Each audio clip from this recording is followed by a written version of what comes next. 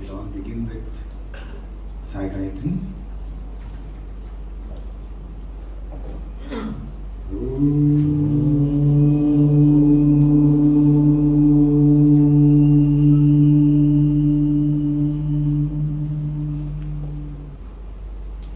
Sai Ishwaraya Vidmahe Satyadevaya Dhimahi Tannah Sarva Prachodayat.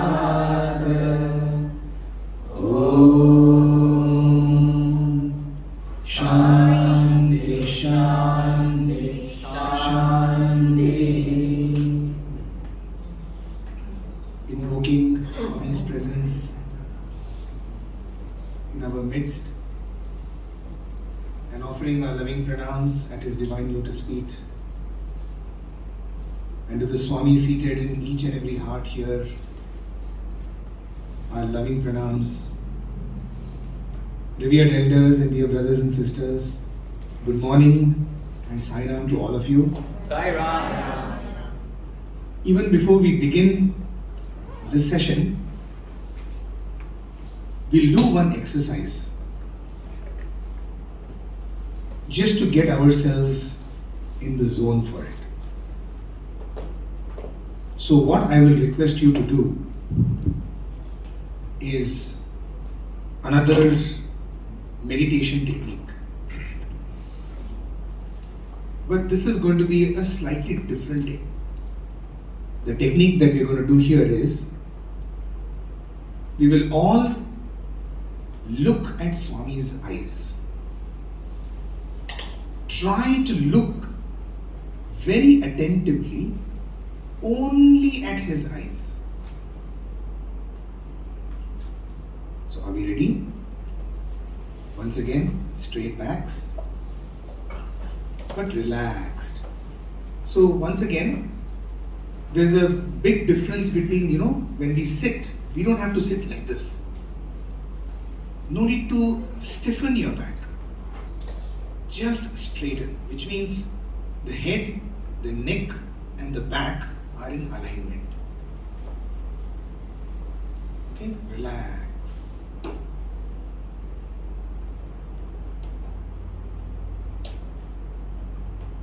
Breathe normally. Just focus on your breath. Feel the chillness of your inhaling breath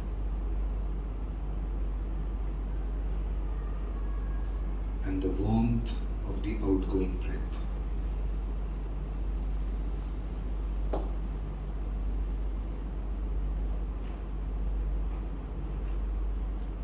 Focus on Swami's eyes.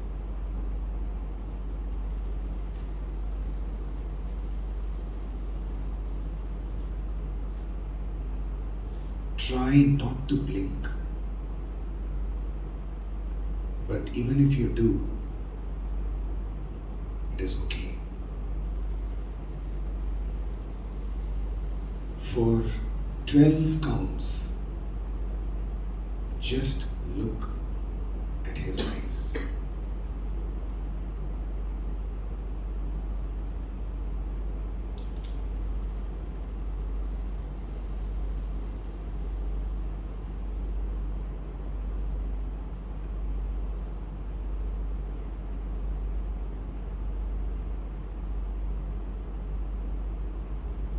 And now, gently close your eyes. Try to picturize the eyes in your closed eyes. And if you have trouble, open your eyes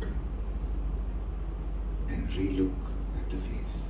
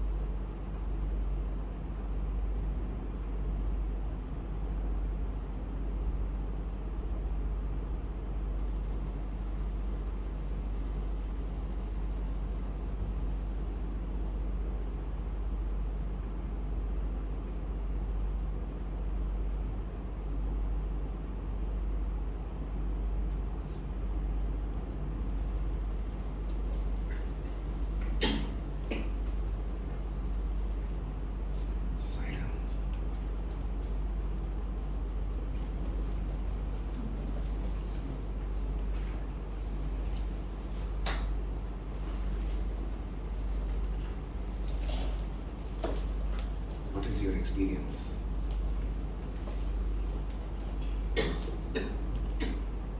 Would you like to share your experience, anybody?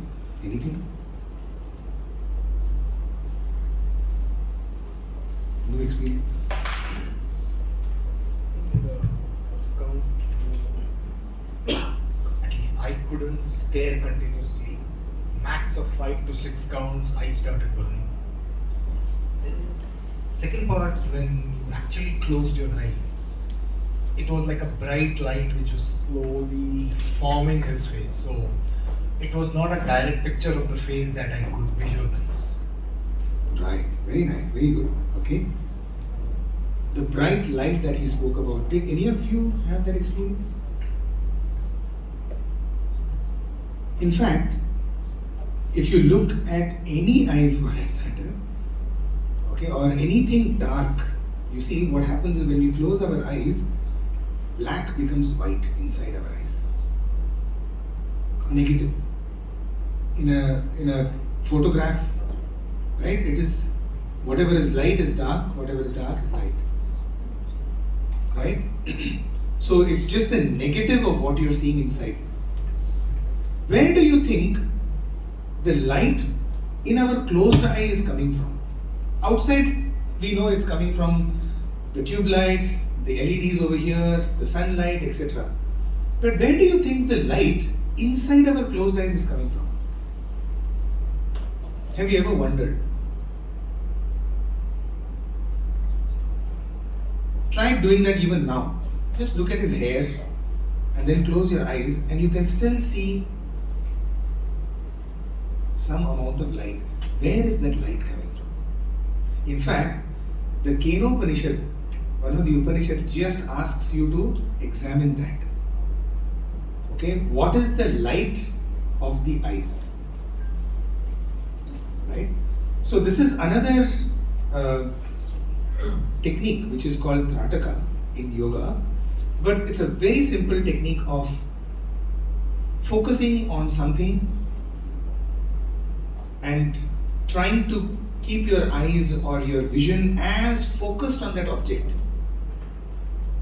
I have always believed that, Swami's pictures in our homes are not just like God's pictures or like our family pictures.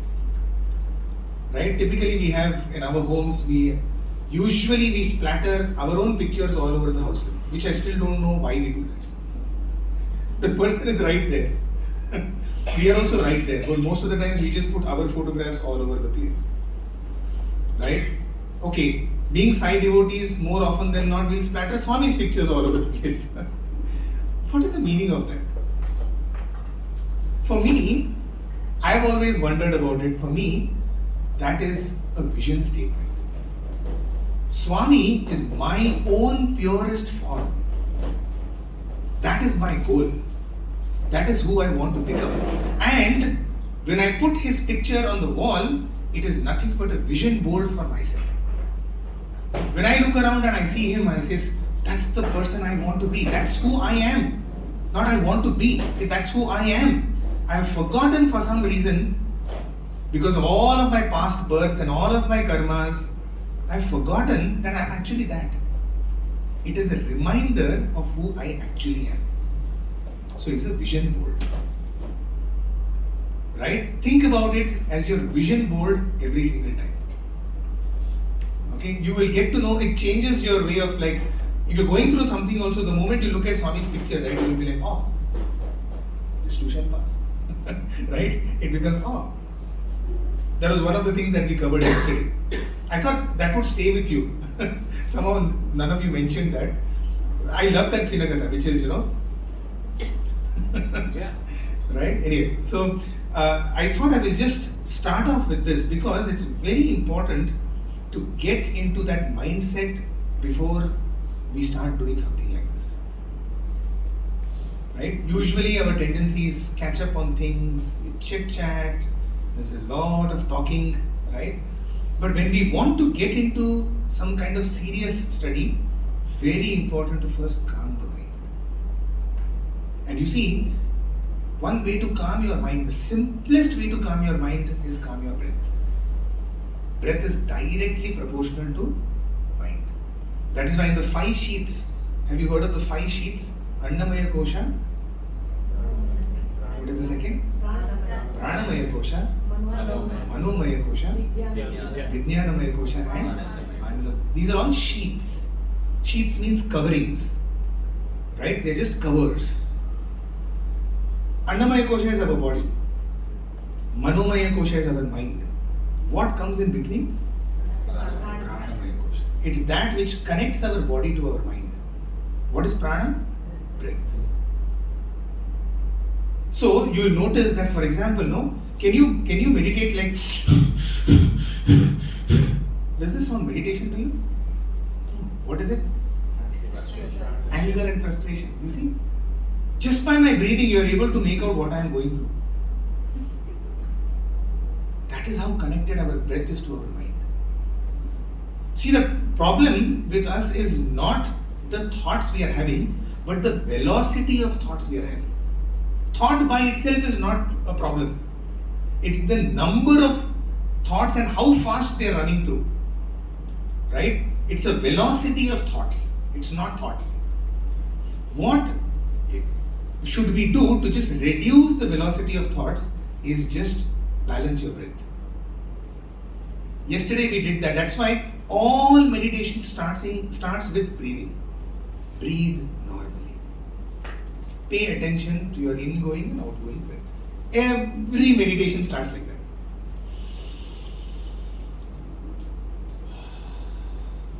For example, those of you, many of us feel scared of public speaking. One of the first things told to us in public speaking is, first of all, there's one very beautiful, and this is not, I'm not even started the topic, okay? Completely fine. So, we used to get really nervous speaking in Swami's presence. Because more than the intimidating presence of Swami, it is the intimidating presence of the people around Swami. The VIPs, the so-called, the Vice Chancellor will be sitting over there. And so Swami, he will forgive you for your mistakes. The Vice Chancellor will never. After the talk, he'll be like, why did you say this word? This word is not correct. This statement was not good. The way you were standing here was not good. So you know that people are examining you all the time. Okay, and imagine a Kulwant hall filled with 10,000 people. Okay, and so we used to get really scared, right? When we would speak in Swami's presence or we stand for a public speech. One of our elder brothers, much senior, he told a very beautiful thing which I keep in my mind is, remember, when you're standing on the stage, okay, and giving a public speech, where is Swami's chair? Or where does Swami sit? Right next to you. So when Swami is next to you, why are you bothered about whoever else is listening?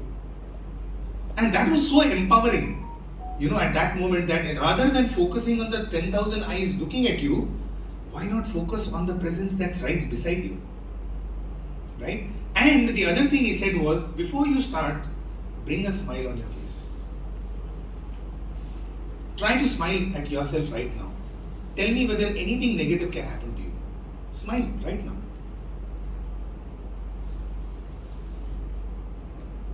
You see? Automatically the mind shifts. The power of smile. And breathing.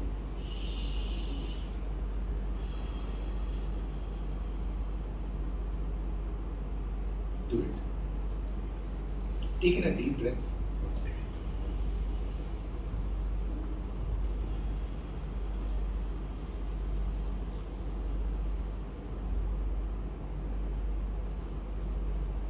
Do you feel relaxed? So usually they say that your breathing in must be in the count of 2:4:8. That is, you breathe in 2 counts, hold the breath for 4 and leave it in 8. Leaving the breath is more important than inhaling the breath. Very basic, 2:4, or it will be 1:2:2. I am wrong, 1:4:2. Okay, you hold in for longer and just when you let go, you breathe out for like so. 1, 2 inhalation, 8 counts keeping it, 4 counts exhalation. Sorry, I missed out the Okay, so try that. Whatever you need to count. Okay, I use like Sai Ram, then Sai Ram, and then outgoing is Sai Ram. Okay.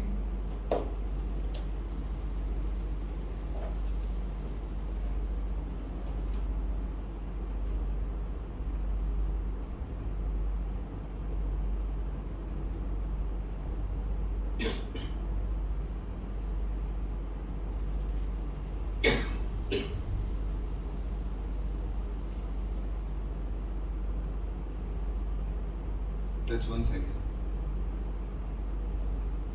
Any of you having any thoughts right now? No, right? It's that easy.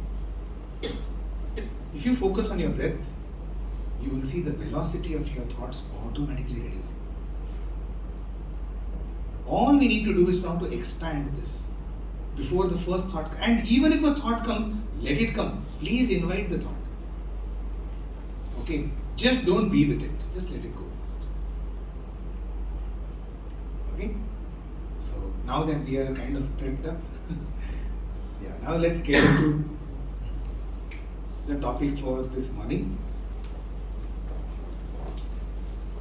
So one of probably the most contentious topics, right, about less is more or limit what I want. So difficult. Every word in that limit what I want is so difficult. First of all, my want, then second is limit, right? Then third most important is I. Okay, so let's try and work through this once again in a possibly like a classroom kind of situation. So brother, next slide. Brother, Yeah. Brother Amey, sorry, question. Do we need to give papers and pen? Not yet. You can use your phones also. Okay. Phones are also fine. This is also going to be like how the human values part, but slightly like an exercise. Okay. So this is something that I read about Singapore. Everything also I want la. I don't know whether I said it correctly, but right. So this is a paper that I was reading. Okay, and this is by this person called Peter Cochlenis, and he says, yeah, just press. So this was the Prime Minister, I guess, in 1996. Yeah. And in his National Day rally speech, he said this: life for Singaporeans is not complete without shopping. Is that true? Okay, I'm not saying this, I'm only quoting him. So this is for you all Singaporeans to figure out. Okay? And in his talk, he actually said, there are 5 C's which are most important for Singaporeans. Cash, cars, credit cards, country club and condominiums. The 5 C's of Singaporeans. Okay? So if this is so important, let's move on. Keeping this in our mind, okay, limit, because it comes down to limit what I want, right? So those are the 5 C's that I want.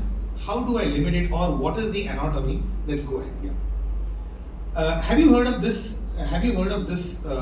Concept called the American Dream? Right? The American Dream is when you have X amount of things in your house, like everybody owns a car in the house, right? And you should be having a bedroom for every member in the family. So American Dream is what everybody kind of desires and fights and struggles all their life to live the American Dream. And this is actually not the 2024 dream. This is in the 1980s. It was called the 1970s and 80s, and America was thriving. And it is said that if one were to live, if everyone in the world were to actually live the American Dream, it will require another 4 to 5 Earths. Because the resources on this planet is not capable of fulfilling the needs of each one of us. So do we have 4 to 5 Earths? Unfortunately, so far, at least, we don't have 4 to 5 Earths. So somebody is going to pay the price. Correct? So now the decision, or rather the thing is, who is going to have the American dream and who is not going to live the American dream? It's all boils down to that. And in fact, most of the unrest that we see in the world today is caused by that. Somebody who wants to live the American dream, and those who are already living the American dream want to continue to live the American dream. Is it possible? Just not possible. What do you feel? Yes or no? So let's move on then. So, if everybody were to live the American dream, or everybody wants to, or we are telling you that you cannot live, so these are the following questions that will come to your mind. Quickly you can press yeah. If I'm going to put a ceiling on my desires, what am I going to look forward to in life then? I mean, aren't we looking forward to the next iPhone? Aren't we looking forward to the next BMW? Aren't we looking forward to the next, the latest I'm saying, right? Aren't we looking forward to the next big house? Aren't we looking for the next fashion, whatever is going to come? So if you are asking me to put a ceiling on my desires, what am I looking forward to in life? I have nothing to look forward to. Number one. Number two, so many speakers like this, okay, and our Sai organization have come and spoken about, right? How practical? Is it really practical to have a ceiling on desires? Okay, that could be the second question. And you're saying that if desires are nothing but, or you're saying, is having an ambition wrong? Because desires are nothing but milestone points in each one of our lives, right? When I get a job, that's a milestone, and so therefore out of the job I want this, right? Then I finish 10 years or 20 years, then it's another milestone, then I want this, yeah? Typically. So are you trying to tell me that having ambition in this world is wrong? Okay, so let's try and look at all of these questions. If these questions have not come to you, very good. But if they did come to you, that's also good, because we will try to address these questions. I'll request one of the brothers over here to read this story. Yeah, yes. So can you read the story for us? So this is a small story that Swami talks about. Chinna Kata. Once a traveler who was making a long journey by foot in the hot sun was feeling tired and sought the shade of a tree to rest for a while. It so happened that the tree was a wish-fulfilling tree, sitting under its shade. He wished for a cup of cold water for quenching his thirst. To his astonishment, a cup of water was placed before him. After quenching his thirst, he felt that it would be good if he could get a bed to recline on and enjoy a siesta.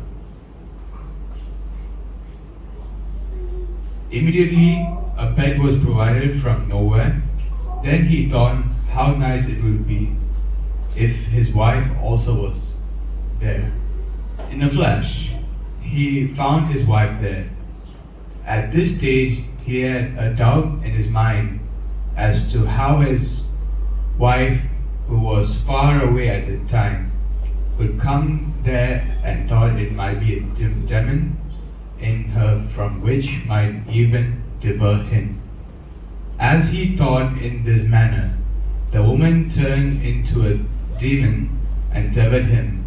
April 6, 1923. Thank you, brother. Yeah, so did you all follow? Very small, simple, almost innocuous story. Okay, so what are our learnings from it?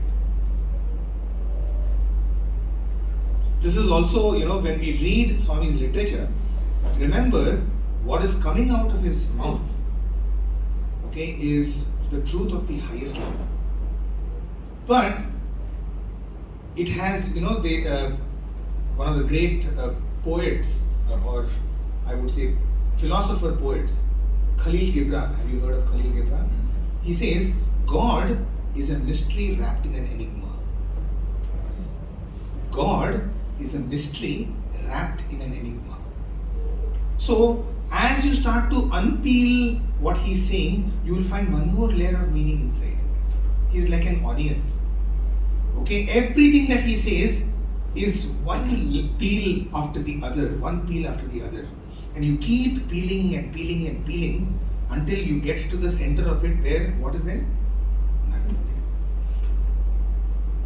Okay, because it all dissolves into just an understanding of, there's nothing to peel further because there's nothing inside. Okay, so this is his story. Let's try and see what are your learnings from the story. Yeah, start shooting out. Oh, go back. You just gave away. Anyway, good. Now that you've seen it, at least now you can. See, it's very important to study. We all say that we read Swami's literature. Reading, once again, is different from studying Swami's literature. Right? What is he trying to tell us? Why would a meaningless story come out of his mouth? There must be something deeper. It's just that I am not able to understand it, decode it. Right? So, from that story, now that you have already seen the outcomes, hopefully you have not all of you. So tell me what are your learnings from the story? Quickly. Is it that difficult? Are you feeling uncomfortable if I ask you questions? No. I think then you should be more forthcoming. Did you not sleep well last night? I'll tell you why. It's very important in a workshop or in any kind of a spiritual. These are not talks. I feel what happens in a talk is talks at best become spiritual entertainment. Hey, brother has come from Parthi here. Talk. So the guy dances here for some time. You clap for him, just like how a monkey would jump around, in a zoo. These animal shows are there, right? So you go to the animal show, the animal is doing all of that, everybody sits, amazing, very good, superb, yeah, amazing here, how nicely he's dancing. The elephant, and then you just walk off, right?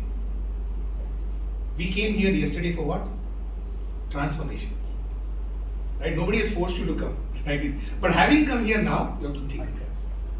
You have to think, and if some question is asked, feel free to answer it. There are no right or wrong answers. Okay? So feel free to answer. Yes. What are our learnings? Quickly. Our desires always keep, adding on. Even if Right. one is fulfilled, it's never ending. Very good. Yes. Any other? Is that all? Your thoughts are very powerful. Thoughts are very powerful. Very good. Very true. Contentment? Yeah. We have to have contentment? Yeah. Yes, okay, very nice. We have to be careful for what we ask for. You have to be very careful with what we are asking for. Very true. So all of these, very quickly, let's go through. Okay, first one. One desire leads to another. That is one of the characteristic features of desire. It never ends with one. Okay, and we will even talk about, is there one desire? So you mean to say that all of desires have, a consequence? Is there any such desire, desiring which all desires end?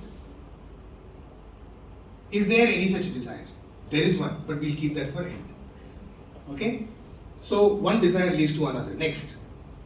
Desires have evil consequences. Evil would be probably a very strong word, right? Negative. Yeah. Negative. Negative, it could have a slowing down consequence, it could just slow you down, right? Next. Probably the most important.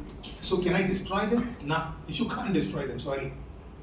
They're just going to be there. As long as you're thinking, as long as I is there, as long as this body and this mind is there, desires cannot be destroyed. Next. Desires are essential. So since they cannot be destroyed, they are going to be with you. But excess of something is dangerous. Right? And finally, excess leads to waste. I don't know whether you have, in second chapter of Bhagavad Gita, there's a classical cause and effect relationship that Krishna gives, which to me is a very, very beautiful understanding of human psychology.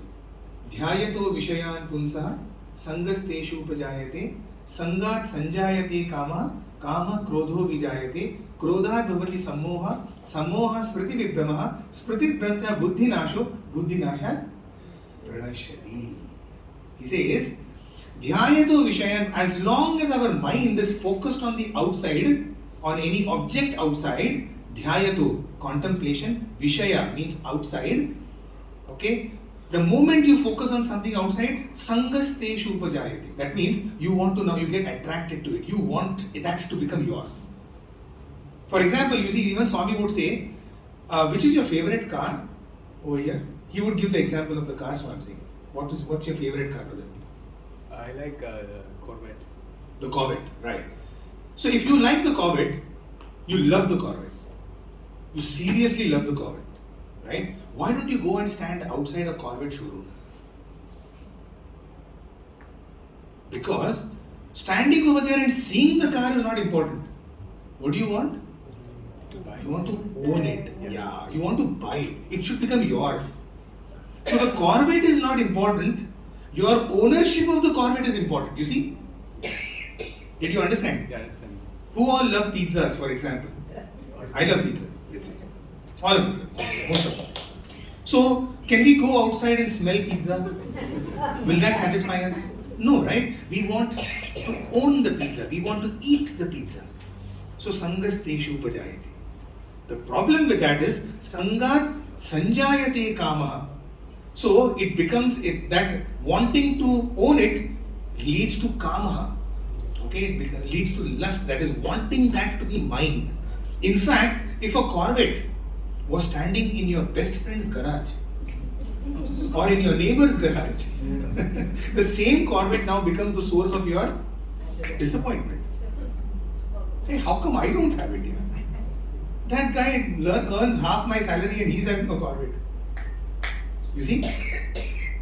Because kamaha. And because of kamaha, kama krodho vijayate. You get krodha, anger out of kama. What happens when you get anger? Krodha bhavati sammoha. You get mesmerized. Sammoha simply means mesmerized. Oftentimes it happens, right? When you get angry, you say something and after your anger, what was I thinking? Why did I say that? Right? Because anger has the ability to mesmerize our minds. Sammoha. Sammoha smriti vibrama.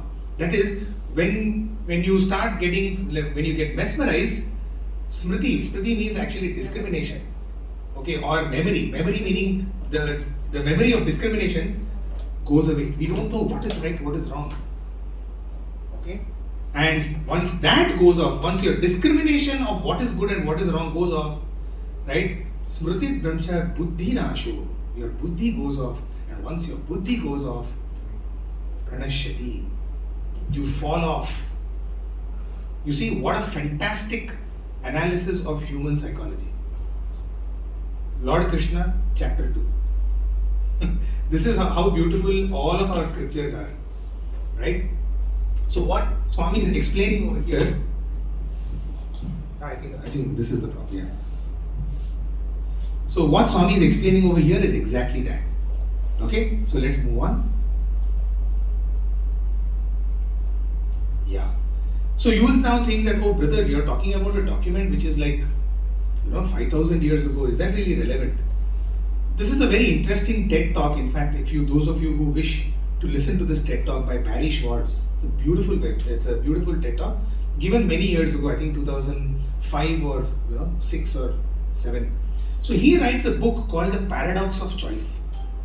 Okay, one of brothers over here, can you read? Brother, can you read that? If you don't mind. Yeah. So read what he says. Very interesting. The paradox of choice stipulates that while we might believe that being presented with choices actually makes it easier to choose one that we are happy with, having an abundance of options actually requires more effort to make a decision and can leave us feeling unsatisfied with our choice. How many of you actually resonate with this? He's saying, right? He says that we think that freedom actually means more choice. Right? You remember those good old days, for those of you from India or maybe even in Singapore, we would go to a shop and say, give me a paste. And the guy comes and gives a paste. And that's the paste you have to use. Do you remember? I think those of you are smiling. I remember that, especially in Prashant Indrayam back in those days, right? You would just go and say, give me an ice cream. Okay, and that uncle will decide what ice cream you should eat. Right? He will just give you and say, uncle, can I? No. I don't know whether you remember. There used to be like 3, orange, mango and raspberry. Okay? And by the time you reach the counter, right, everything will be over. So you will be saying, uncle, whatever is there, give me. You know, and we remember when going to the departmental store in Prashanti, that's how it used to be. You would just go there and say, uncle, soap. He'll say, whatever soap comes to you, he'll give it to you. And you would just take that and walk away. Right? In most of our kirana shops in India, right? You would just go and say, give me rice, give me this, give me that, and he'll just give you that. In fact, it seems now science or psychology is proving that that was a good time. Now when we walk into, when you want to buy a detergent also. I just want to wash my clothes. 30, 40 different varieties of, you won't know which one am I supposed to buy. And eventually they say, it's been proven. Barry Schwartz in fact proves it in his TED talk. Do listen to it. It's a fantastic TED talk. He talks about jeans. Okay, he says there was a time when there were only one, the denim jeans. And whether they fit you properly or not, okay, you just wore it. Today you go and you have like 30 different varieties of jeans. And when you walk out of the shop, probably you have a jeans which fits you better than what 20 years back. But you know what? You walk out dissatisfied because you wonder, did I get the best deal? Or maybe that jean was better. The one which you did not buy. He proves it. He has actually done a study on it. You see, more choice doesn't mean more happiness. More choice does not mean more freedom. Okay, more and more studies like this. There is another now controversial author called Dan Ariely. Do listen to him also. And then there is one Daniel Gilbert, okay, on synthetic happiness. So there are lots and lots of works happening in this area right now. Okay, so that's the paradox of desires or paradox of choice. Oh, so now this is all over the place. Good, right. So this is the arithmetic of desires. Okay, it's a bit all over the place. So I know what is there, but can you just escape? Yeah. And so let's just go through this. We have two things. One is the desires that we have entertained and the desires we have fulfilled. Correct? There are only two things. All the desires that we have entertained, and out of those, all the desires that we have fulfilled. No problem, brother. You play because now there won't be time to just play the slideshow. Yeah. Okay? And oftentimes, what we think is, or what our pursuit is, all of my desires entertained must become desires fulfilled. Yes? That is, if I'm having 10 desires which I've entertained, I believe that if I'm able to fulfill all the 10 desires, I'll have maximum happiness. So, happiness is equal to number of desires fulfilled divided by number of desires entertained. Able to make out, that's the equation that was there. So, number of desires fulfilled is the numerator, okay, and number of desires entertained is the denominator. Okay, that's what this equation is supposed to be. Are you clear about that? Right. Now, what do we try to do in our lives? We always try to increase the numerator. Correct? So, we have 100 desires that we entertain, and we believe that let me now strive to get most of my desires entertained, fulfilled. I want, constantly 100 desires. So what is my happiness level? I want 50 desires, then 60, then 70, then 80, then 90, then 99 desires, 100 desires, then I have 100% happiness.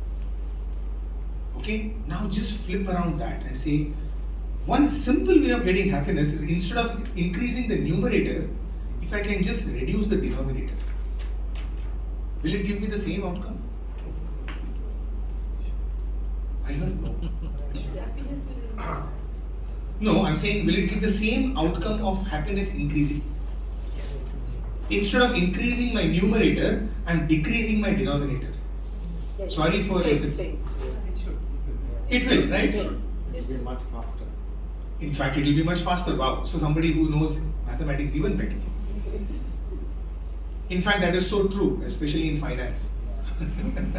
For those of us who are in trading, we'll understand that. When you lose 8% on a stock price, to get back that 8% actually requires 11% more effort. Don't worry if you didn't understand. Right? It is as what Swami is telling us is as simple as that. Instead of spending our entire effort on increasing the numerator, just work on the denominator. Right? So if 90% of my desires are fulfilled, if I can reduce my number of desires entertained also to 90, what is the outcome? Happiness is 100%.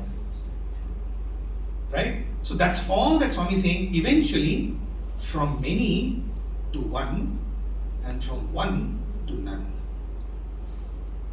From many to one, and from one to none. Okay? So now, this is the anatomy of desires. Okay? What is Swami's solution? Once again, one of the sisters can read this. Another small short story by Swami. Sister Gayatri.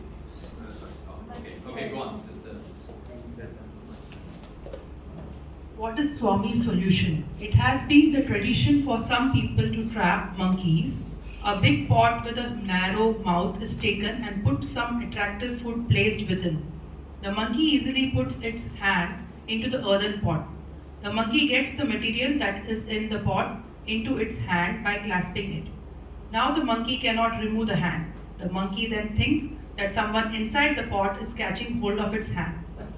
What is holding the food inside the pot is the hand of the monkey. The moment it can give up what is in its hand, the hand can come out of it. Alas, the monkey does not realize this. Please go ahead. Okay. In the same manner, this enormous pot of the world has got what may be called a selfish mouth. We enter into this pot through the selfish mouth of the world in order to satisfy our desires. For that reason, we are getting caught in it. If we simply give up what we have caught, then there is no bondage. This is called Vairagya. Vairagya does not mean giving up your home, giving up your wife and children, and going to the forest. To make an attempt to decrease your desires is called Vairagya. This has also been described by saying, less luggage and more comfort make travel a pleasure. Our life is a long journey. In this long journey of our life, we get attached to many desires in the form of luggage, and the journey becomes a long and weary one. May 1977. Right. So, what do we understand from that monkey? Have you heard of this analogy before? It's a pretty famous one. In fact, there are layers and layers of meanings in this one particular Chinnakatha itself, which is a very funny one, right? But it is so true with us. Swami is telling us over here, the monkey puts its hand in the pot and it simply holds more than what it can clasp. Right? Because of that, now the hand is stuck. All it needs to do is to let go and take it out. But it does not happen. And what Swami is saying is, we come into this world, we hold on to a lot of things, and then we say, the world is holding on to us. The world is not holding on to us at all. Okay, and there are many stories and examples of that. Swami in fact says, once a person was extremely frustrated with life, he says, Lord, come and take me, I can't take this anymore. Okay, and Lord Yama appears, it seems. He says, come child, come with me. He says, wait, hang on. I didn't know that you'll come so soon. Okay, I have to marry off my daughter, let me finish that and then I'll join you. So that story, there's a long story that. Right? So that is what happens. We think that the world is holding on to us. Actually, we are holding on to the world. And the more and more I think about it, I feel if the monkey was a little, if it was me, I would have taken one peanut at a time. Right? What the monkey wants is all peanuts at a time. You see, the monkey was an AI specialist. Okay, it would have simply put one and taken. Right?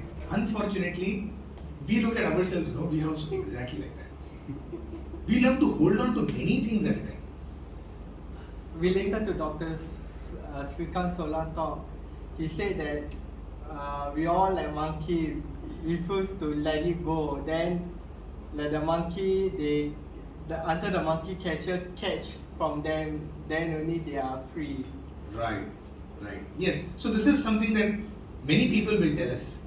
In fact, Swami goes to the extent of saying, oftentimes during his discourses, he would say, just let go. Letting go of the world is as easy as he would pick up his kerchief and he'll just let it go. It's as easy as that. And I still remember I would say, Swami, I wish it was that easy.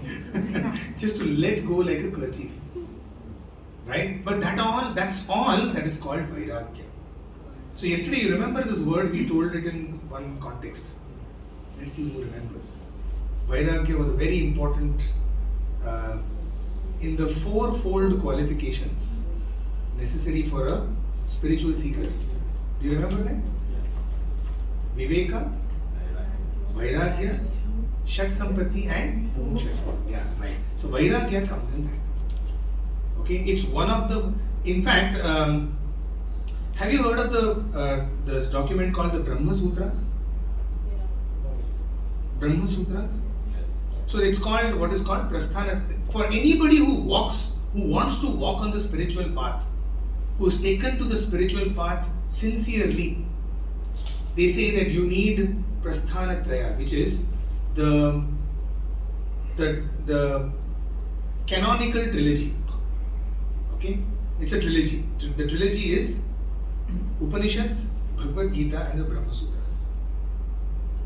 If you have studied this, then you are prepared now to walk on the spiritual path, it is said. Okay, it sounds big. It's not that big. So one of the books is Brahma Sutras. The very first sutra of the Brahma Sutras is Athato Brahma Jijnasa. That is, therefore thereafter one gets the curiosity for Brahman. Jijnasa means curiosity. Athato, that is Atha, right? So there is a long commentary, even Bhagwan in his Sutra Vahini actually gives a long commentary on just the first line, the first sutra. Therefore, thereafter. Thereafter what? After what does one get curiosity? Shankaracharya, he defines this thereafter as once you have got the fourfold qualifications. That is, once you have Viveka, Vairagya, Shatsamprati and Mumukshatvam, then only you will have curiosity for the divine. Otherwise, you will not even have curiosity for Brahman. Right? So, till Vairagya comes in our lives, the very fact, the very fact that we are all sitting over here on a Sunday morning, it means that we have some qualifications.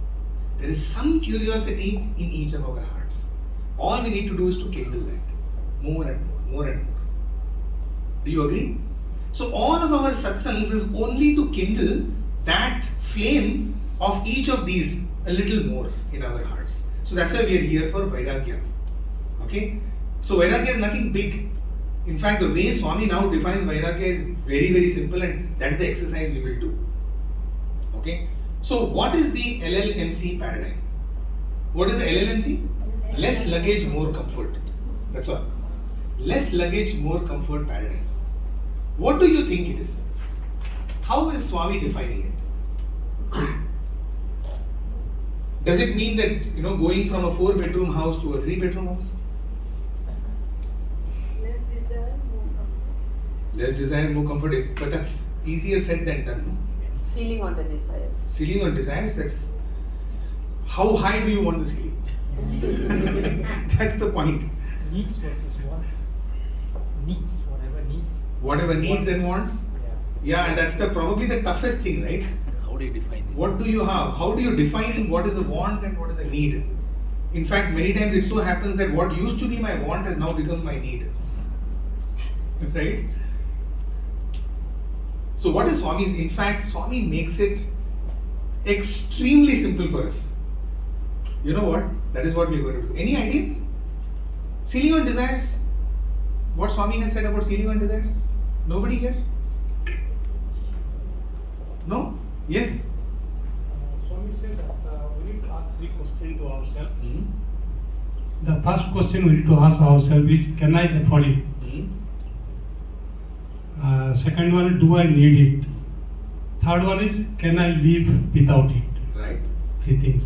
Very nice. Good. There's something even simpler than that Swami saying. What he said is wonderful. Do I need it? Can I afford it? Can I live without it? If the answer to all of this is, so the first question, do I need it? Yes. Can I afford it? Right? If yes, then can I live without it?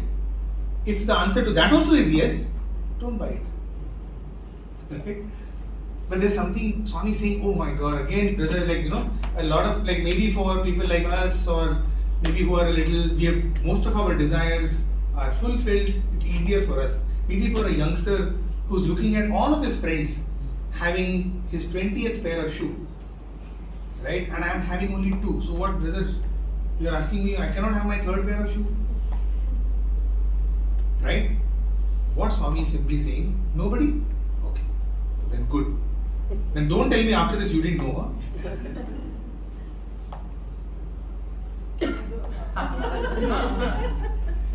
For Swami, sealing on desire simply meant don't waste 5 things. Now you know? That's all. You see, we are not doing rocket science here. Okay, but now you will know. So what are those 5 things? Time, energy, money, resources. Yeah, so everybody is getting some aspects of it. Right? Don't waste. I have put them in this way. First, don't waste time. Second, don't waste energy, food, water, and money. This is all that Swami is telling us to do. Now let us go deeper into each one of them. So, very quickly, this is what it is. Okay. So now tell me how not to waste time. First of all, are you wasting your time this morning? You hope? Because if you are wasting your time, I'm definitely wasting my time. And in fact, you're just wasting only your time, I'm wasting my energy also. And somebody else has wasted their money. Right? So, do not waste time. How can we ensure? Let me now listen. So, this is where I want you to kind of put your thoughts together. What we will do is let's break up into 4 groups, and I'll allow you some time to discuss this. Okay, and then we will see what other. So maybe the first 2 rows, and everybody sitting down, like you did for the bhajan things. Yeah, that can be one group. All of you can be seated on chairs if you want, or you can be seated down. And maybe the group sitting down here, and then all who are sitting on the chairs can form one group. Okay, and let's deliberate on this. Do you want it to be like this, or do you think let's just move on? I'll leave that to you. This is good. So let's do it. So we will just give, because we have 5 things. Yeah, we just turn the chair. We can sort of come in a bit in a circle.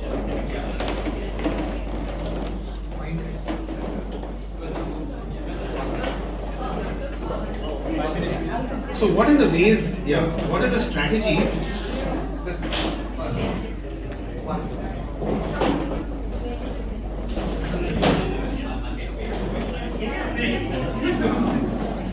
Yeah, it should not take us too long to get into groups. Yeah.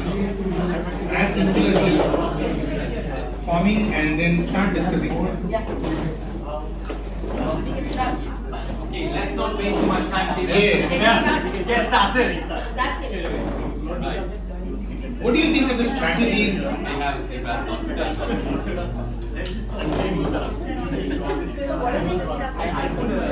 How not to waste time? That's what we're discussing. Yeah, that's what.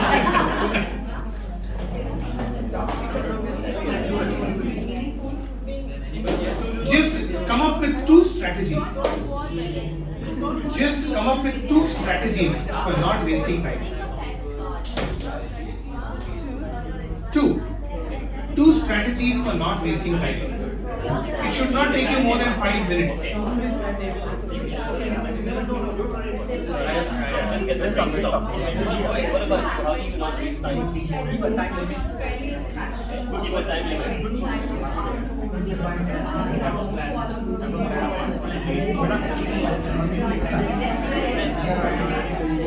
Even like when you're practicing meditation or writing,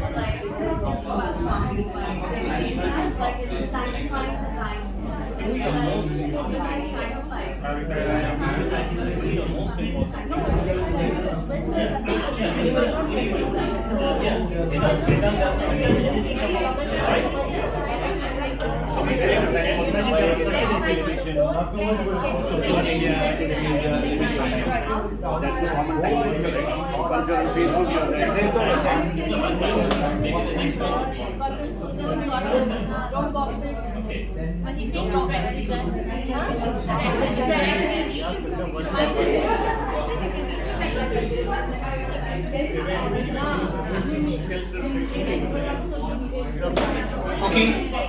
Okay, yeah, we can stop here. Just tell out your strategies. Group 1 here.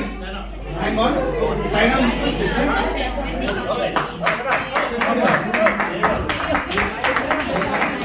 Okay, one second. Let me just mention, this is not a competition. I'm just encouraging him. Just give us your points. Any 2 or 3, yeah, whatever number. Okay, so we do a to-do list or the task to accomplish and / timetable. For every day? Yeah. In terms of that, we prioritize in terms of what are the important things, maybe like 1 to 3. 1 being important, 3 being least important. Right. Another one is the self-reflection and cutting down on social media and entertainment.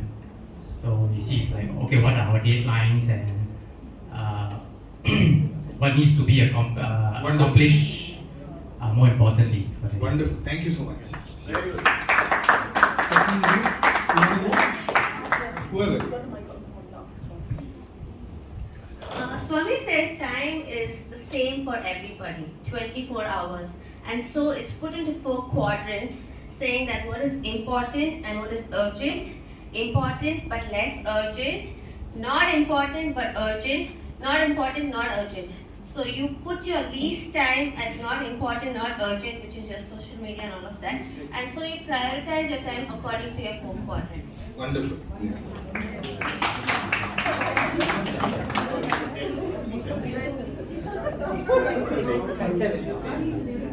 Sairam, our points were the same as the first group actually.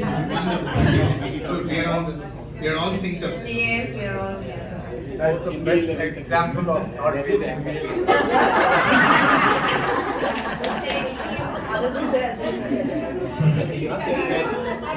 Sairam, we went in one line. I think most of management teams would have done it. There are 4 W's and 1 how. Who you are wasting your time, where you are wasting your time, what on you are wasting your time, why you are wasting your time, and how you can reduce that or avoid that. That's all. Wonderful. Thank you. Okay. So, what sister mentioned over here, the 4 quadrants, is what we will take up for discussion here. But let's see what are the strategies for that. Okay, so most of our activities come in these 4 quadrants. It's already mentioned, right? So now we leave it here. We all know this, right? We all know this. Yes. Do you know whose matrix this is? Stephen Covey. Stephen Covey mentions in his book, but this is the Eisenhower matrix. Right? So what does he say? He says that basically there are 2 types of activities, urgent and important. What's the difference between urgency and importance? First of all, have you thought about it?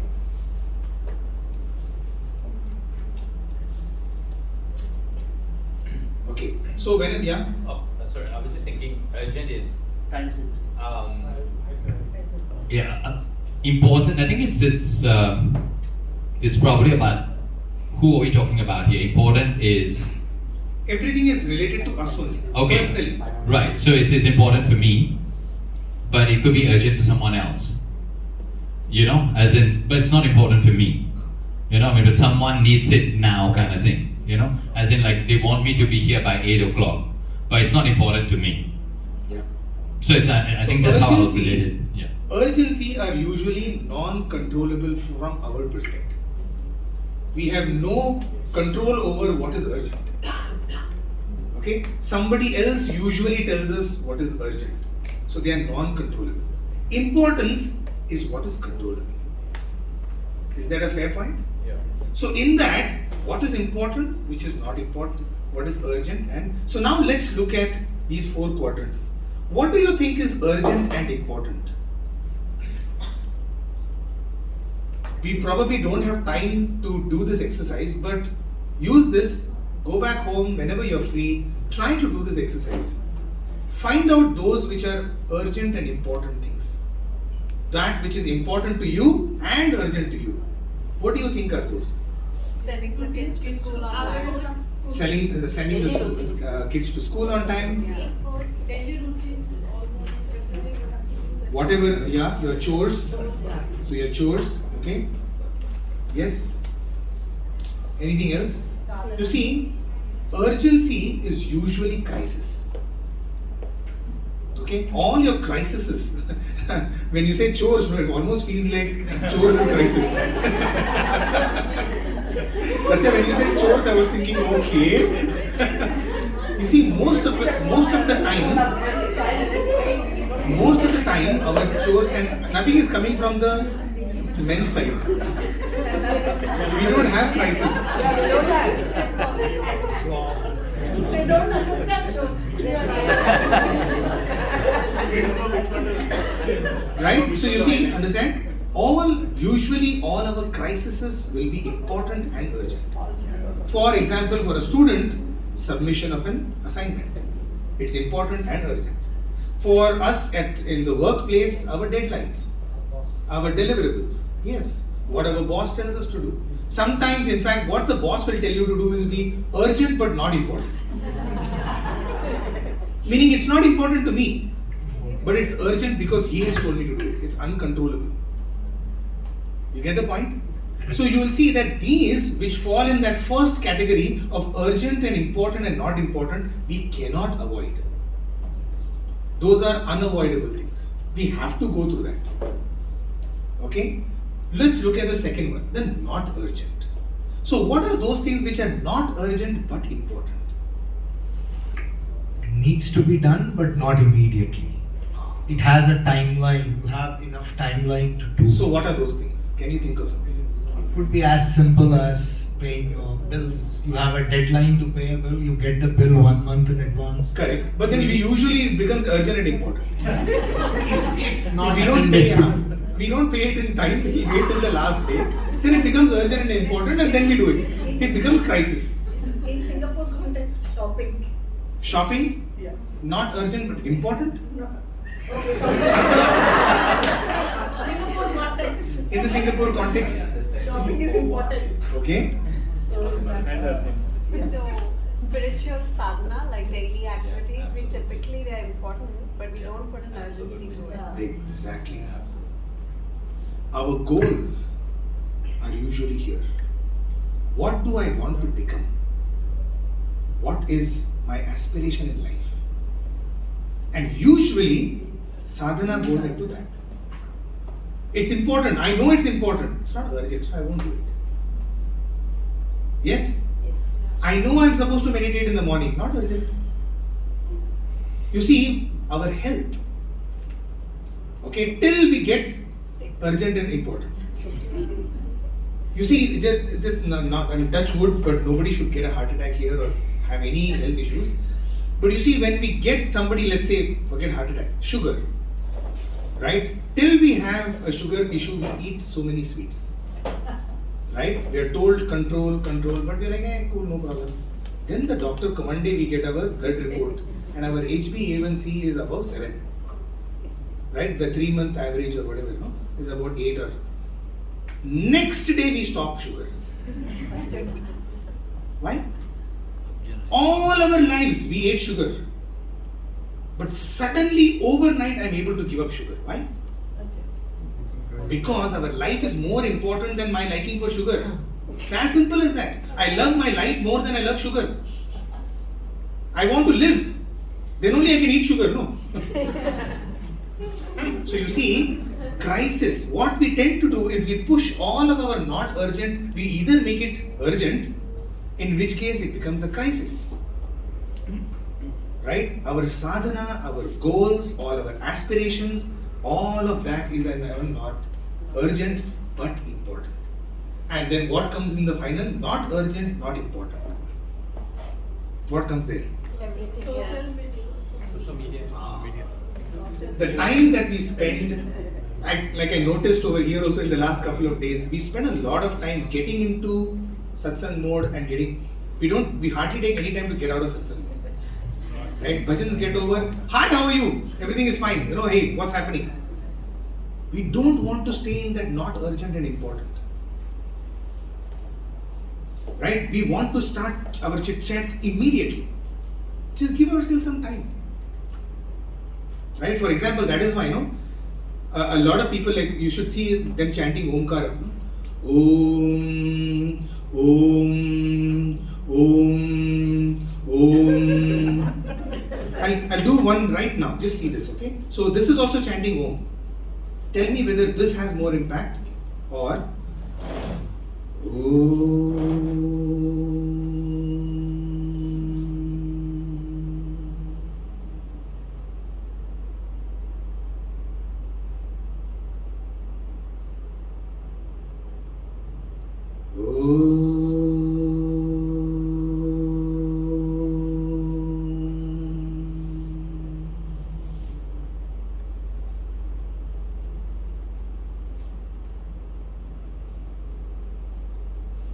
Which is more impactful?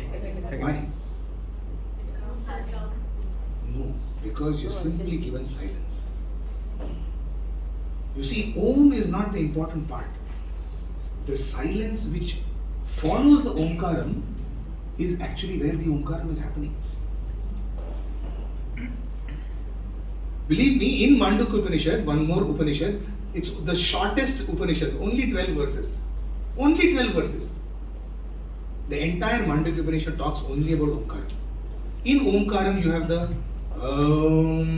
which Swami talks about, the Akara, Ukara, Makara. It's nothing but our wakefulness, our dream state, and our deep sleep. But that is not who we are. Yesterday we saw that, right? Is this real? Is that real? Who's real? The one who is experiencing these three are real. Where is that? That is in the silence. So we actually, you will see, do it right now if you want. We can do one slow Omkaram and you will see it. Feel the Omkaram coming from your belly. That is, if you want to get the air from your belly, it's just, if you do this, you will find the breath coming from here. Okay? Ha cannot come from here. Ha has to come from here. Okay? So it starts with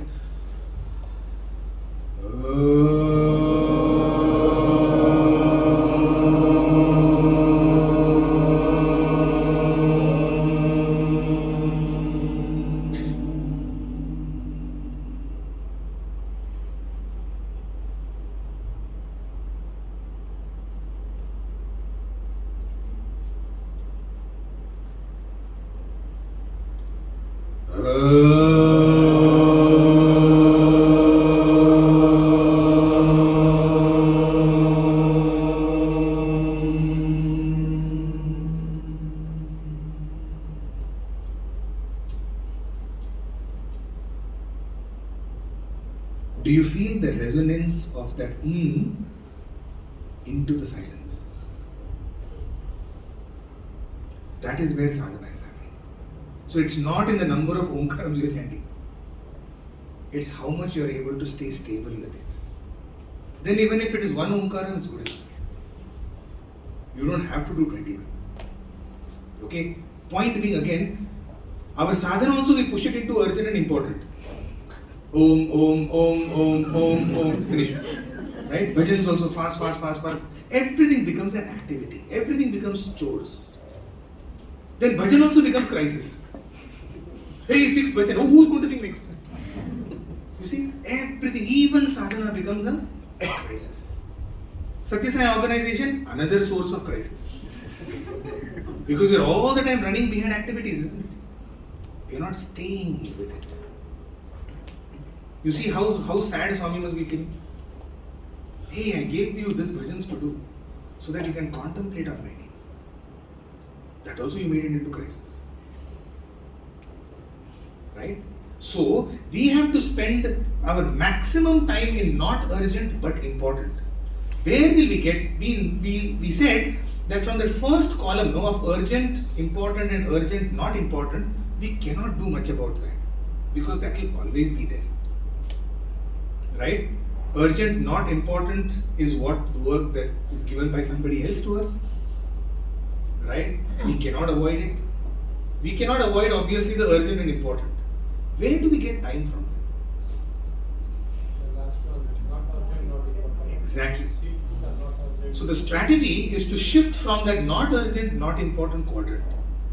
So your assignment would be to go back and relook at our times and see what is that time, how much time am I spending in the not urgent, not important. That's the only source of our time. Simple strategy? Yep. Done. Now let's move on to the next. Do not waste energy. So you see, this is a simple thing like don't waste time, no? You can do an entire workshop on it. You see, this is the power of the Lord's words. So much depth is there in, He will simply say don't waste time. Because He doesn't want to waste His time. Right? There is the cosmic time which has come down on earth. So He is not going to come and do workshops for us. He will say, I'm giving you, now you do it. That is the effort. Have faith and do the effort. Right? We said, Ma Manusmara Yuddhacha. Think of me and fight the battle. What is the battle? Don't waste time. Right? Don't waste energy. Once again, quick. In your groups, how do you think we cannot waste energy? Which energy are you referring to? Any energy that you wish to refer to. Instead of arguing, just if you know you cannot. Stop.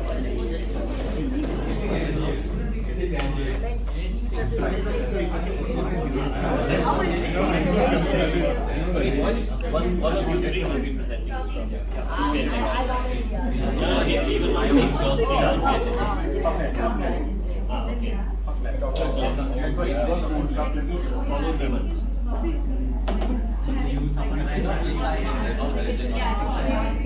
How should you not waste it? You know you cannot stand.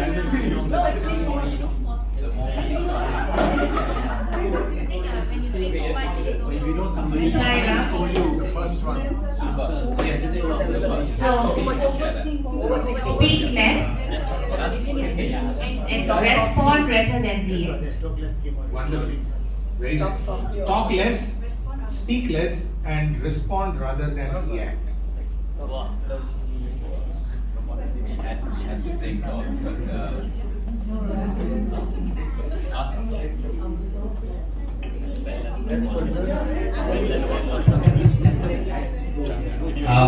talking is one, the thought process as well. You spoke about the velocity of thought. How can we reduce that to conserve our inner energy? Wonderful. So, reducing the velocity of our thoughts. Yes. Any other points? And controlling electricity and resources. Yes. Resources. Energy comes from the world. How do you do that? Any idea? Switch off lights and Yes. All the little things that where we can. Yes. Wonderful. We're thinking of also limiting our thoughts about others. So oftentimes we overthink, we think about other people, we have negative thoughts. So instead of wasting our energy on that, we focus on ourselves, focus on the tasks that we have to do, focus on God. Wonderful. Very nice. So do not find faults in others. in fact, spend that energy in finding faults within ourselves so that we can rectify those, because we can't rectify the faults in others. But do definitely find the good points in others so that that can be then implemented in our lives. Yes, very nice. You can sit and speak also. First one is talk lovingly, flatter than flatter the other party, and don't say anything if it does not help. Right, flatter the other party, you say. Yeah. Means the other party, that's the very key. You can't argue, you just say, oh, I'm sorry. Okay. Flatter the other party. Right. Try to end the arguments by flattering the other party. There's actually one thing. Yes, one thing. Yeah. No, it was interesting because somebody asked, you're not Barack Obama, right? Mr. President, right? So somebody asked him, why are you wearing the same suit every day? If you see, he always wore the same suit and the same color tie. He just said, it's one less thing for me to think about every day. I can focus my thought energy on more important things. That's what Steve Jobs said. As well, Steve Jobs. So all the successful people do that, which is why, in Swami's organization, we don't have to think. We just come in the same colors time after time. You mean only the change side? Yes. You'll have many choices and you'll all make the best choices. Yes. All right. Nice. So, exactly on the same lines, do you know the concept of embodied energy? Yes. Yeah? Sorry, as in terms of embodied energy, as in what's in carbon. Exactly, yes. So you can just go ahead, brother, you can just press. Right? Yeah, not too much. You can go one back, yes. It's not too much energy. You feel cold? No. Yes, so embodied energy, do read up on this. It's a very interesting concept. And it is connected, directly, even, it's not just entirely like, I'm not going to look at the carbon part of it, but each and every item that we have, we think that I have paid for it and that is the cost of it. Unfortunately, that is not the cost that the earth is paying for. For example, it is said, smartphones, right? This device, it takes about 1 billion joules of energy. One smartphone has now in it the embodied energy of 1 billion joules. Okay? So think about when you want to go buy your next smartphone. How much energy has gone into, and this is all of the energy, the calculation of all energy that is used to produce a material.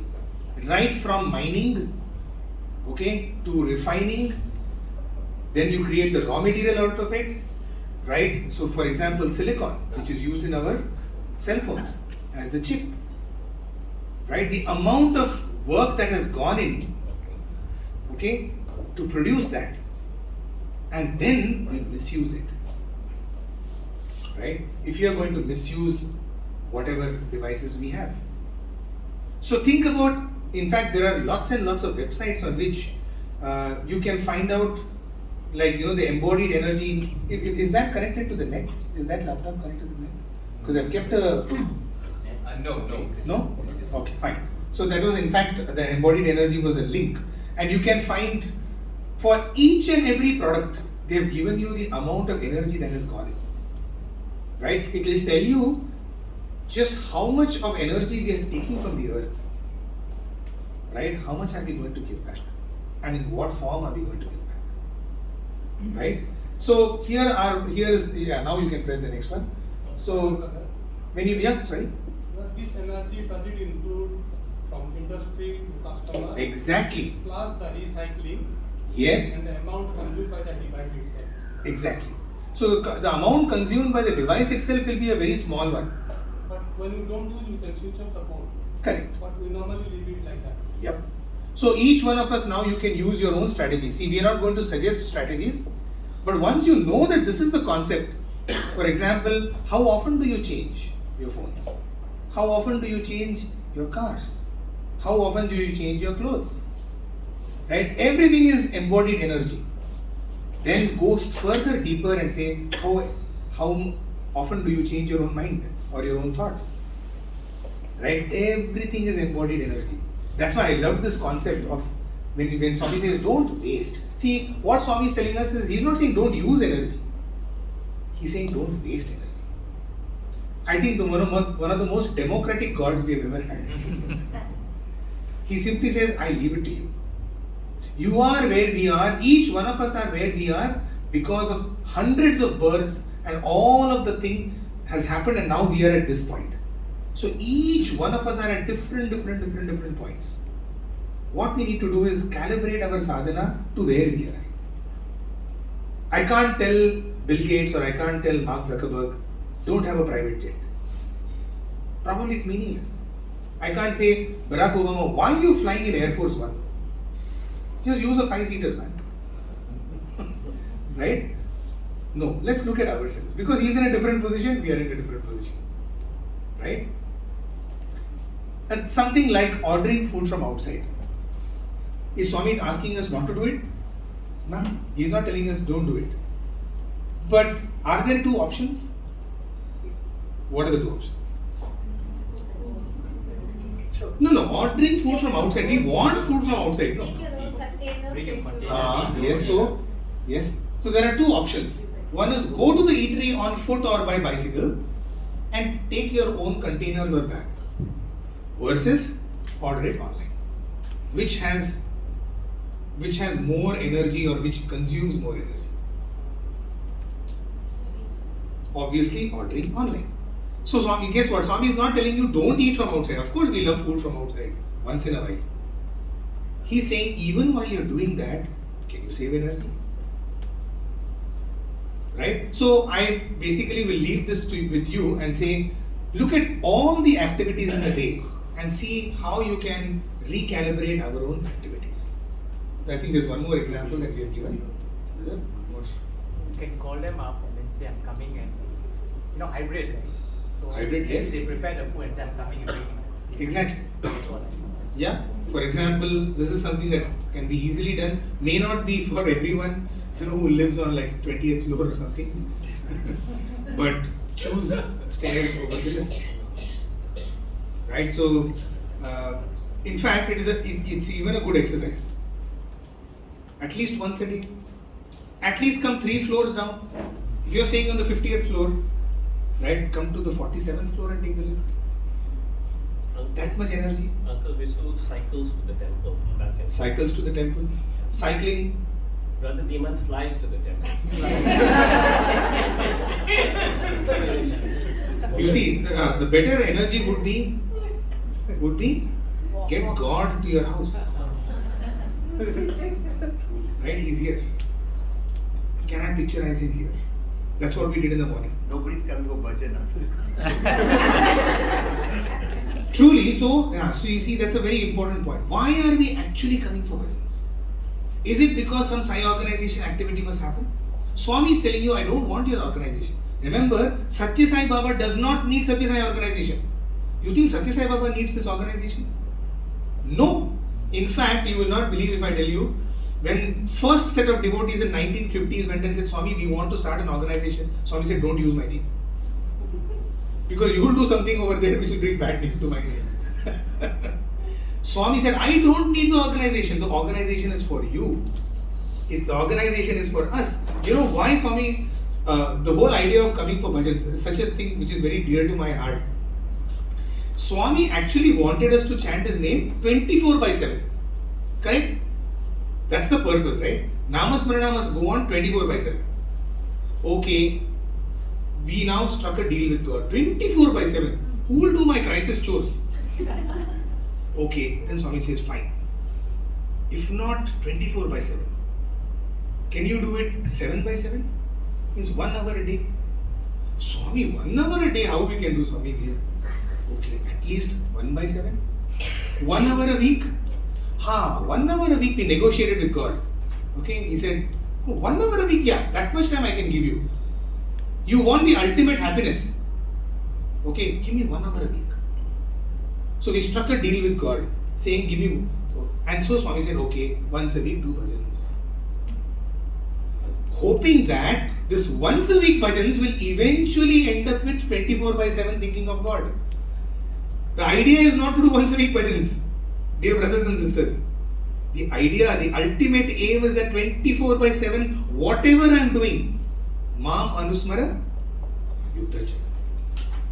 Right? Think of God 24/7. Not able to do it, start with 1 hour a week, then it will become 2 hours, then 3 hours, slowly it expands.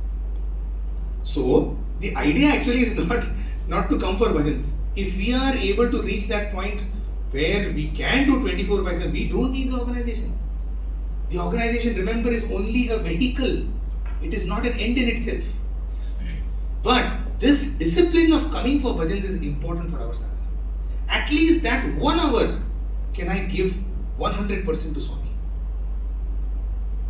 You see, the difference between our meditation is, when I heard one of the Ramakrishna monks speaking about it, a beautiful analogy, says, what happens, in the world is, during the day, I am holding the world with both my hands. Ideally, I should be holding the Lord with both my hands, and whenever I am doing work, I leave one hand and hold the world with one hand and God with one hand. That should be my ideal situation, right? I am doing work, so I am holding the Lord at the back of my mind and I am doing my work. Okay? Monks usually tend to do that. That is, those who are like serious spiritual seekers will do that. They also don't think that monks don't work. In fact, monks work far harder than any of us. We have only one family, they run an entire school. Swami ran an entire hospital and an entire university and the entire trust with millions of dollars to handle. He signed checks himself. Right? So he was doing all the work that we were doing. Okay? Swami is a different level. Let's come to the level of the monk. So the monk was saying, usually during sadhana, we hold the Lord with both our hands. And during the rest of the time, we remove one hand and we hold the world with the other. What do we do? During sadhana, we hold both hands. And rest of the time, we leave God and hold the world. Okay?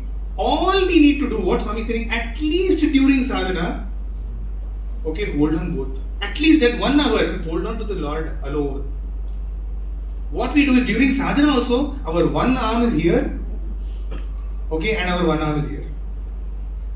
We are not ready to let go of the world. Okay, Swami is simply saying, let go. For 1 hour. At least for when you are singing your bhajan. 3 minutes. Right? That's all that Swami is asking for. From there, we have to actually let go. You see, the transition that we are supposed to make, is rest of the time, 24/7, I must be able to hold on to the Lord. Then I have to do my chore. Yeah, I'm holding the Lord and holding the world. Okay? So that's the simple, representation of how we can look at, our own chores. Right? So, coming back to this, let's move on very quickly. So just like this, to the next one. Okay, I think we don't need to go through all of it.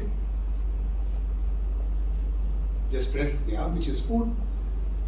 Once again, do you know what is something called blue zones? Yeah, blue zones. What is blue zones?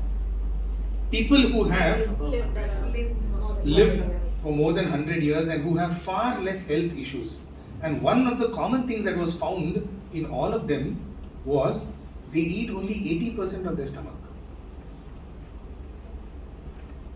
They don't fill up their entire stomach. Right? So, in fact, that will help all the aunties making our lunch also. You can cook far less. In fact, let's forego lunch today. Yes. I agree. 100%. Right? No, just kidding. The idea is, once again, I wanted to open it for discussion, but then we know. I think most of you go back and think about how we can ensure that we don't waste food. Let me just talk about one thing over here. When Swami started the Narayan Seva concept, what was his idea? Do you know how the original Narayan Seva started? The original Narayan Seva was not that you eat how much ever you want, buy some more rice, cook it and give it. No, that was not the idea. Whatever you are using for your cooking, from that you take one fistful of rice and keep it aside. Every day, keep one fistful of rice from the rice that you are using. Means from the proportion of food that you are eating, keep a little amount of food aside. From that, you serve somebody. That was Swami's concept of Narayan Seva. Why? It reduces your own intake, number one, which is good for your health. Number two, you are not taking more from the earth. You see, the earth doesn't have, I will eat basmati rice as much as I want, then I'll get another 10 kgs and I'll feed the poor. No, that's beats the purpose. Okay, it is what you have, you are sharing with others. In fact, in the Narayan Seva, there are 4 stages of Narayan Seva. First is whatever is left over, which is, it's called poor feeding. Poor feeding. Poor in quotes. That is, whatever is left over, just give it to somebody. Okay? Because you don't want to throw it in the dustbin, you just give it to somebody. That is poor feeding. Second level, Swami says, is feeding the poor. Okay, which is out of sympathy, out of compassion, you feel, oh, I'm lucky, Swami has blessed me with a lot. Swami has not given him anything, so let me give him something. That is feeding the poor. That is also not Narayan Seva. Swami says, from there, that is desirable, that's still good, but that is not Narayan Seva. From there, we have to now transition into Narayana Seva. That person is not poor. That person is Narayana. If Narayana were to come to my house, how will I feed him or her? Right? So it is not about quantity, it's about quality. Even if one person I can feed with that sense, that this is Narayana sitting over here. And somebody explained, one of our teachers explained this very nicely. He says, when you go to a temple and you stand opposite to the deity, what are the feelings that come in your heart? Are they good feelings or bad feelings? Good feelings. Now use the same thing. When you go and see somebody suffering, okay, what is the feeling in your heart that emerges? What is the fundamental feeling of? Is it no? Okay, not bad or good, but sadness, and therefore, why do you feel sad? Yeah. So you feel compassion for them. Is compassion a good feeling or a bad feeling? Good feeling. Good feeling. What happened in the Lord's presence? Good feeling. What's happening in His presence? Good feeling. Therefore, He is God. In front of the Lord, you had good feelings in your heart. In front of this person who is struggling, also you are having good feelings of compassion. Therefore, He is God. Therefore, that is Narayan Seva. And Swami is simply saying, what is Seva? It is not doing service to Him, but you want to remove the pain in your own heart. In order to remove the pain in our own hearts, I am serving Him. By serving that person, I am able to assuage my own pain. Therefore, that is Narayan Seva. Because He is actually responsible for me removing my pain. Are you able to understand at what level Swami is taking it? Okay, that is Narayan Seva, and he says even that is not the final. Okay, it's not just feeding some poor person, which is Narayan Seva. Eventually, when every thought, word and deed of ours becomes a Seva for someone else, that is the ultimate Narayan Seva. Doesn't mean that I have to go hunt for some poor people. Right? No, दिन दुखियों से प्रेम करो मेरा साई प्रसन्न होगा. दिन दुखियों से प्रेम करो मेरा साई प्रसन्न होगा. You've heard this version, right? Din dukhiyon se means what? We think usually those who are not well endowed, those who are poor, below the poverty line. If you love them, then Swami will be happy. Who is not Din Dukhi? Each one of us in our lives, we have some pain or the other, right? Which means actually we are all Din Dukhiyon se prem karo. So the actual meaning of that is love everybody. You love everybody, my Sai will be happy. Right? So each one of us, we can do Narayan Seva for each one of us. Because each one of us have some issue or the other. And therefore we are Din Dukhi.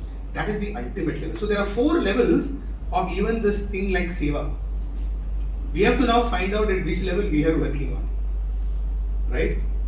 Finally, so don't waste food, which is probably the easiest thing to do. Swami, in fact, gives us he says over here, we must be able to get up with the same ease with which we sat down while having food.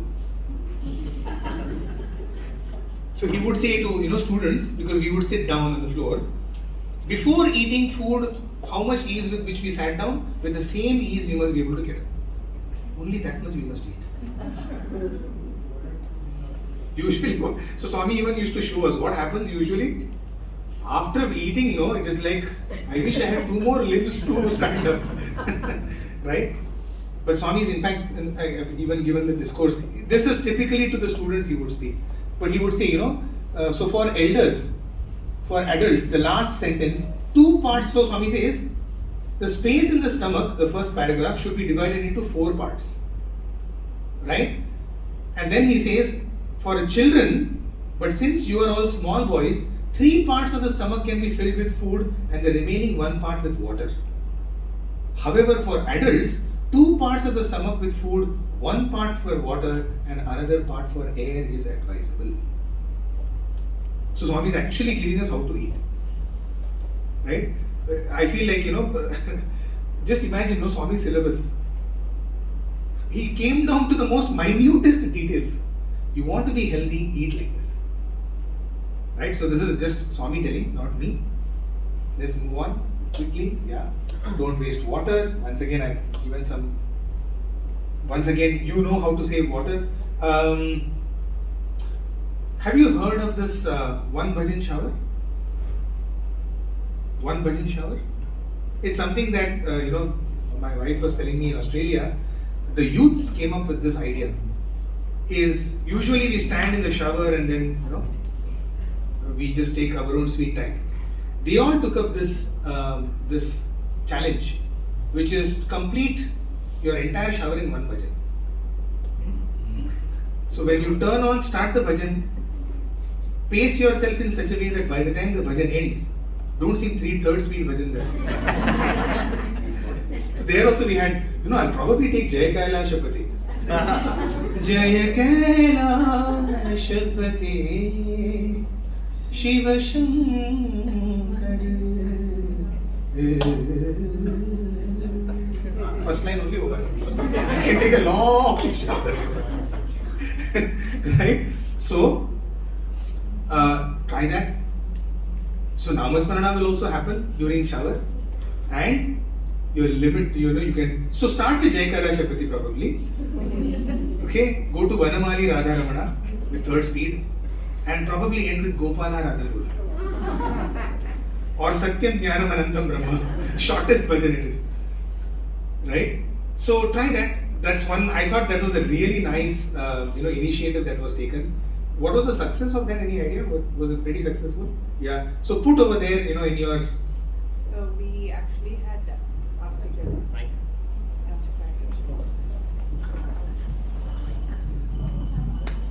So Australia was actually going through a drought at one point in time. So water consumption was something that was very important. Oh, sorry everyone. Sorry.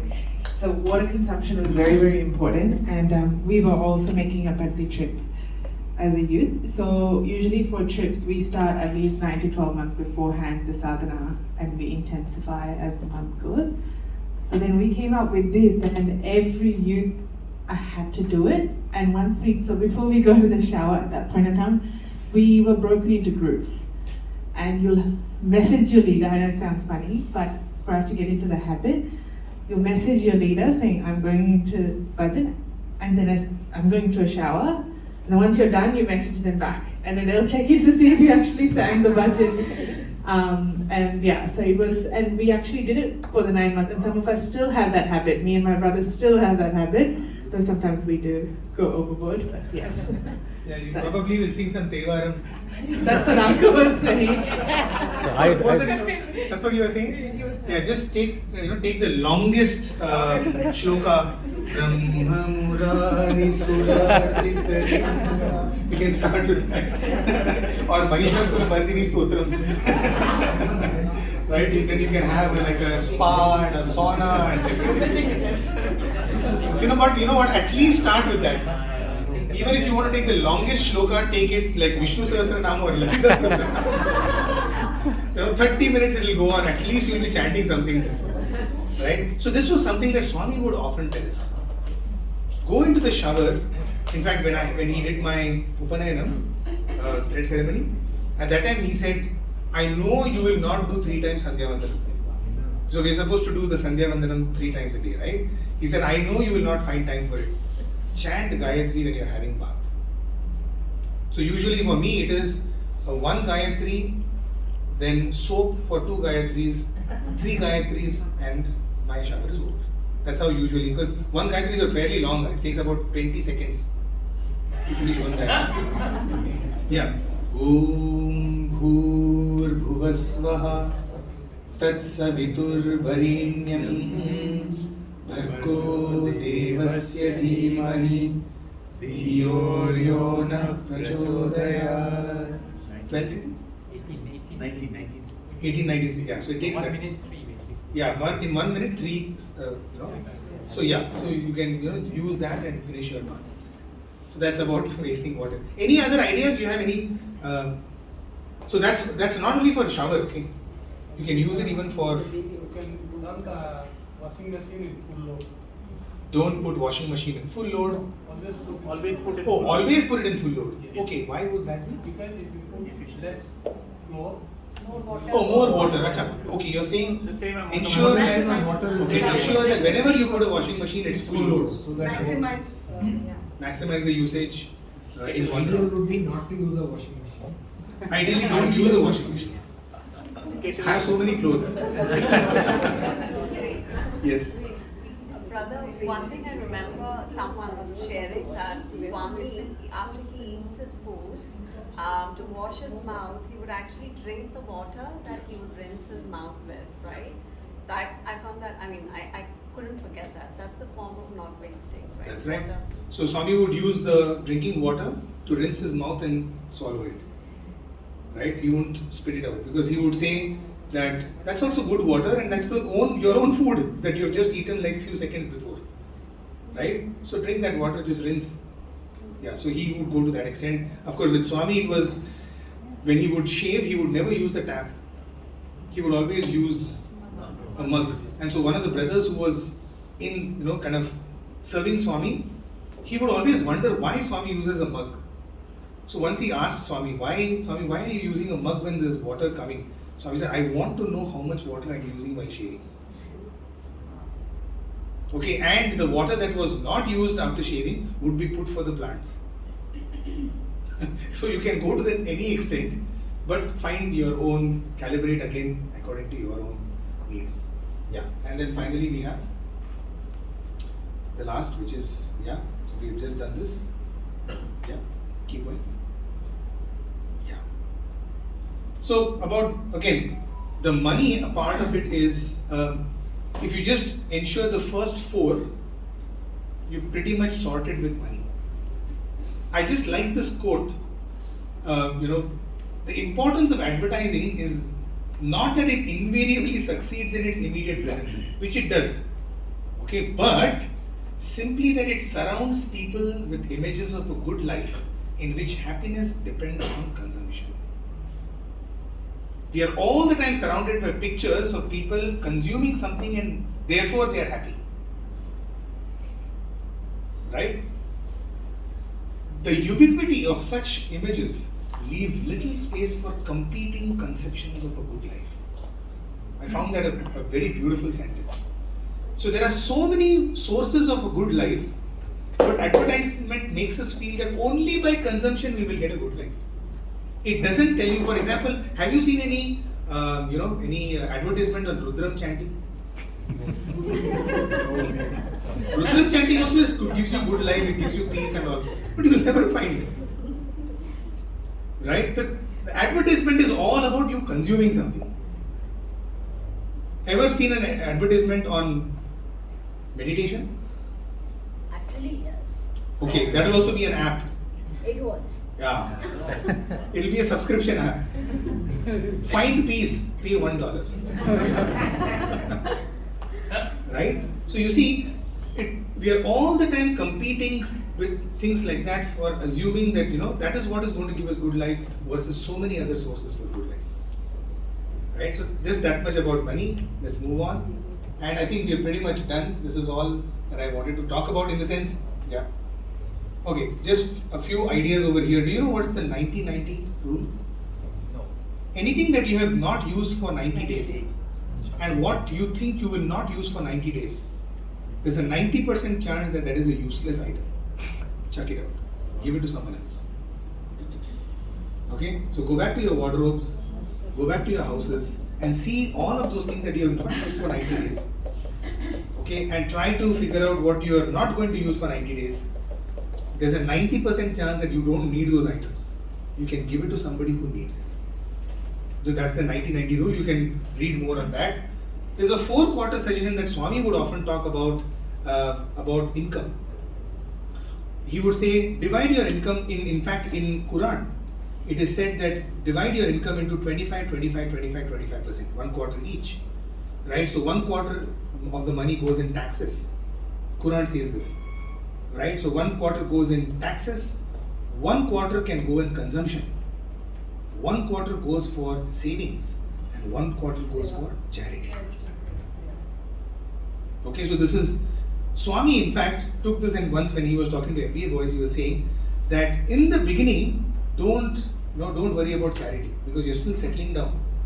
Difficult to look after someone else.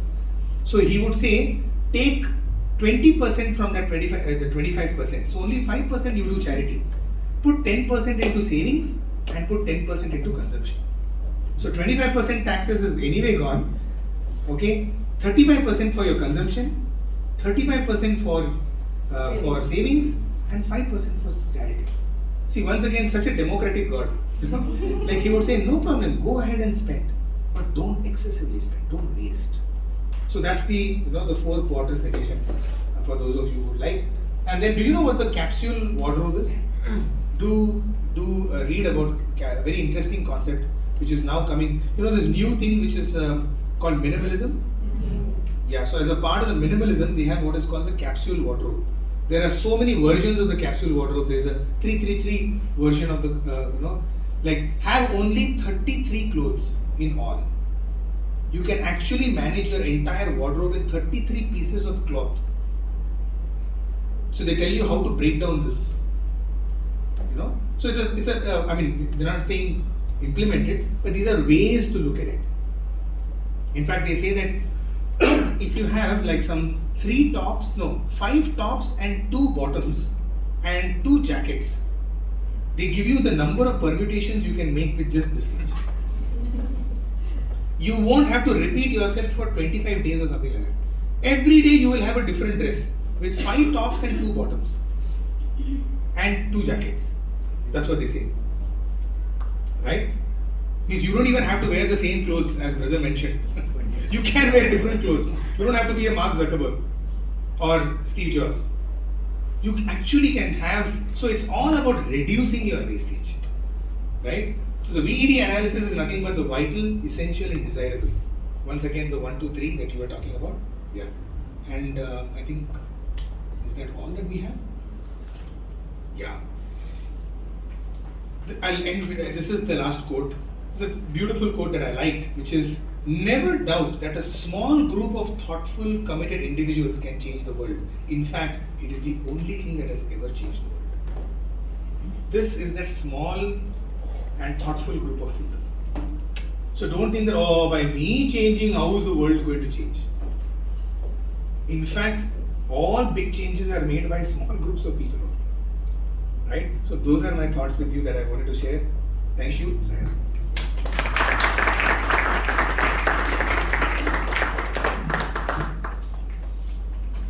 So once again, sealing on desires is not about reducing, it's not about kind of not consuming. Swami is not asking us to not consume. He's simply saying, don't waste.